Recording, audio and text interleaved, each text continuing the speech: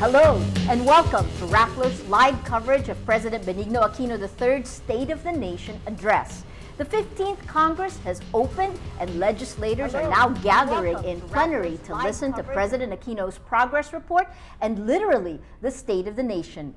There's much optimism in the Philippines today following first quarter GDP of 6.4%. That is the second highest in Asia, second only to economic powerhouse China. The Philippine stock market is up nearly 19%, the second year it's been one of Asia's top performers. Still, there are many concerns. Is the stock market too expensive? Do these economic figures trickle down to the majority of the Philippines, 94 million people?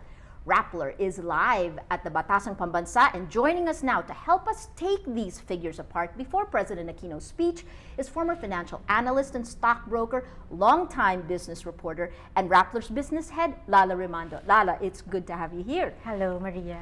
So tell me, where do we stand? I mean, these are pretty rosy pictures of the economy. Where are we today? We're in a very good place. We're almost midway to President Aquino's 6-year term, and we see all of these good numbers. It's mostly because of things that are beyond our control. I mean, things that are happening outside. Right. We have the Europe crisis, the US issues, and those funds are coming to Asia, to the East, basically. And we're at the receiving end of some of it, not all of it. We're not a favorite, but at least we're getting some of them. Well, it seems last year the Aquino government actually missed the boat a little bit in terms of the growth rate. I mean, it went down from 7.4% to 3.9%, right? And yes. What happened then? This thing with the Aquino government is we're having wild swings. We go from 7.3, then 3.9. And then, as you mentioned a while ago, we're at 6.4. Right, those are big jumps. They're right. like, why? Again, it's a combination of things that we're doing or not doing and what's happening outside. Usually, I mean, in the previous administrations, we're always beating our chest and saying, okay, we've done this, we've not done this. This time, it's like we are actually able to pinpoint. The Philippine economy is based on just a few pillars of growth. For example, remittances. Correct. That area of the economy has been resilient. Okay. We have millions of Filipinos abroad. Even if they don't have jobs or they've lost some of their incomes, they keep on sending to their families here, and it has been keeping our economy pretty stable. But that's actually been that way for decades. I mean, you have the top dollar earner of the Philippines are the overseas Filipino workers. I mean, there's another interesting thing in the infographic that you helped pull together on exports. This is interesting. You have in 2010, when he took office, it was at 42.1%. And now, first quarter, it's at 4.6%. That's a dramatic drop. Which is exactly the point. As far as remittances is concerned, right. Both are dollar earners. Okay. Remittances, let me just go back to remittances because that's quite interesting. We've seen other countries which are also recipients of remittances experience lower flows. For the exports, 2010 was a good time for President Aquino to assume office. Right. Everything. We were coming from the 2008-2009 economic crisis, yes, right? The subprime housing crisis in the United States. So a lot of the countries, a lot of our trade partners were trying to stimulate their economy. Right. Demand was high, and they wanted low-cost products, including those from the Philippines. And then something happened again. There was a second wave of crisis, and that's what happened last year. So I see. We see the growth rates going down actually. What about the stock market? Again, an interesting story in the stock market. It's the second year in a row where we're considered a little bit of a stock market darling, right? But it's dangerous because analysts are also now saying that we might be too expensive.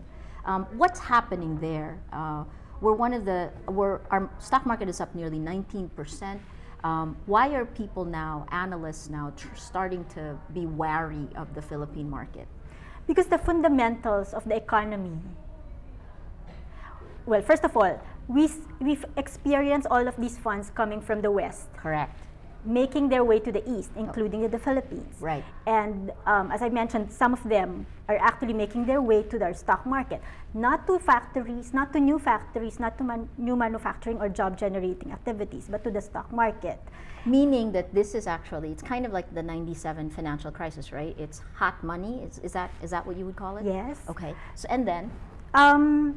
But it's not as if they're going to the real estate investments now, real estate assets, unlike before. There are some components in the past that are not present now because there were some reforms that were made in the banking sector, etc. Okay. Anyway, going back. Sure. How the Philippine stock market has been performing was mostly because of its low base. Okay. We're a small stock market compared to our neighbors in Thailand, Singapore, Hong Kong. We're right next to them.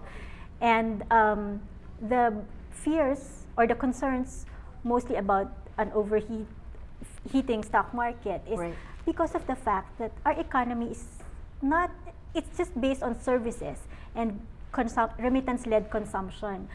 We don't have a tourism sector which is as vibrant. We're trying to build it now, but it's not there yet. Yes, unlike Thailand, for example, it has a good manufacturing base, tourism, services, and the works. So one of the, among the figures, it's interesting, we're nearly twice as costly as South Korea's Kospi and twice as expensive as Hong Kong's Hang Seng Index. Let me bring you to poverty, the number of poverty here. Okay. Let's look at that. What's happened? I mean, it looks like more people now are actually rating themselves poorer despite the numbers. Despite the good numbers. What does that mean? It means it's not trickling down to them. Okay. The poverty numbers have been increasing in the past. They've pretty much slowed down, but you still see, as far as the volume, number of households who consider themselves poor, they're still increasing. Okay. And their main concerns, because these are based from the SWS numbers, these are based on perceptions. The official numbers are still coming up soon this year. Okay. They point to availability of jobs, inflation, and prices, oil prices.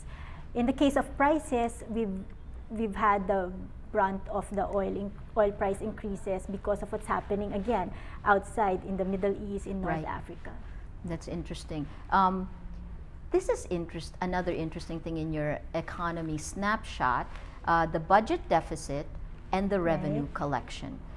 This looks like it's a good news for the Filipinos that our budget deficit in 2010 was 162.1 billion, and now it's down to 22.8 billion.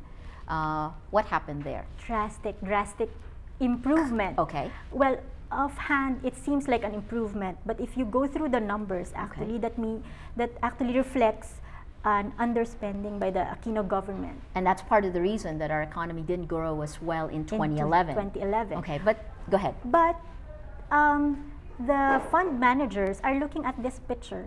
They're looking at almost 2% deficit to GDP ratio, and that's a very good number compared to what we're seeing in Greece. Correct. Or the US.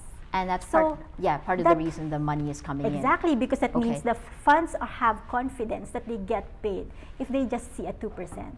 Is this good fiscal management? If you look at it, the budget deficit is drastically reduced. Revenue collection coming up here in 2010 was at 500 billion pesos, and in 2012 grew 645.6. I mean, we would expect it to grow, but this looks like good fiscal management. The government is reducing its costs and increasing its revenues. Would you call it that? But this has also been mentioned by the credit rating agencies, which have been blessing us with a lot of rating upgrades. 7 upgrades under this administration. Actually, let me interrupt you. I'm not sure if we can get you pictures, but President Benigno Aquino has arrived at Batasang Pambansa. Can we get pictures, guys? We do. I think we're going to try to get you pictures. Meantime, while we're trying to get that for you, why don't let's continue. So you're saying that, here we go. So you're seeing President Aquino walking into Batasang Pambansa. He is in a waiting area, surrounded by, well, he's followed by his cabinet secretaries, it looks like. So, Lala, hits and misses of what this president, what has he succeeded in doing this year?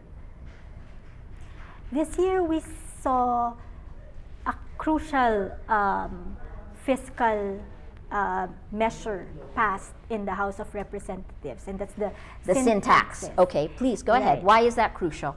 One, because never have we, I've been a reporter for over a decade, and it's only now that I've seen this sin tax reform bill go through or actually pass the House of Representatives. So it really needed political will to get over the kind of political lobbying and vested interests that are stopping the sin tax bill. Okay. Yes. And President Aquino, to his credit, has been very adamant about it. He put his popularity and the weight of his office for this. This is actually the only major revenue-generating measure that even Finance Secretary Cesar Purisima has also supported.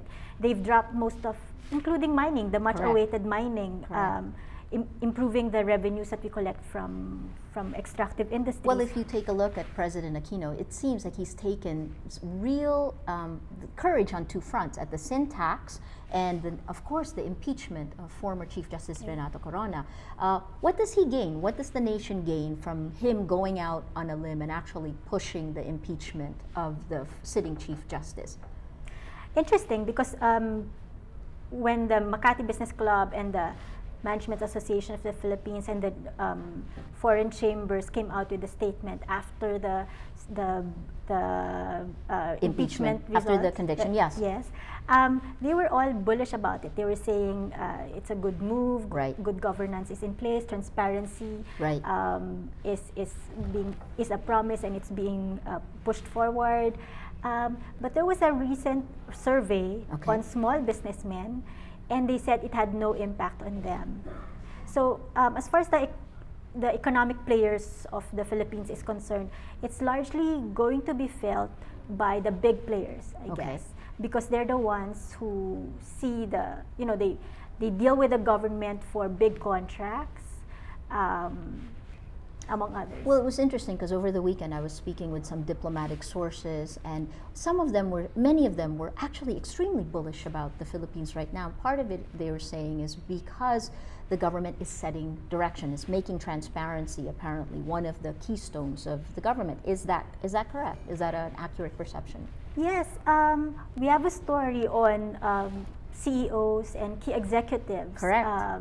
And we asked them what they how Rappler.com will share that with you, the link to our story on what the top CEOs are saying about we the have economy. Lance Gokongwei of Cebu Pacific there, Manny Pangilinan of MPIC and Ayala, PLDT, the head of Ayala, and Antonio, Water. and Jollibee's. Okay. And what did they have to say? They seem to be very bullish about what's happening. They like the message of transparency and good governance, because these are the businessmen who are not just stuck in the Philippines doing business here. They go outside, they get exposed to funders, to lenders who ask them about different kinds of risks, including country risks. So to put together the two things that you said, I mean, the small businessmen are complaining, but yet in the big picture, one of the things, at least, that the president and his administration seems to have done now is that they are setting certain standards. Yes. Correct? So they're pushing the government to become more transparent.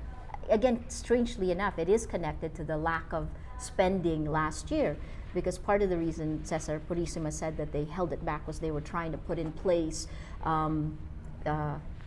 measures to prevent corruption and leakage from the system. So they're setting these standards, which then boosted confidence.